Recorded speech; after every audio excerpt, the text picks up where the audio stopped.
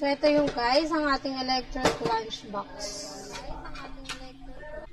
Ayan guys, so ito nga po sa number 46 nga po natin. Yung kadagdag dito guys, sa ano na to?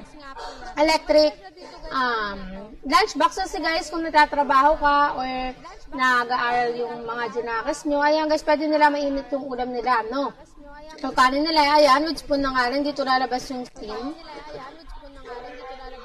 Ayan, then ito guys, may lagayan na nga rin po siya ng like rice or ulam nyo.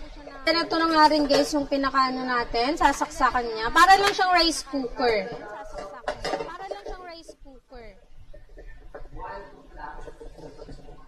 Ayan, diba? Mahugasan nyo talaga siya guys. Ayan, then how much is this? So, only 213 lang to.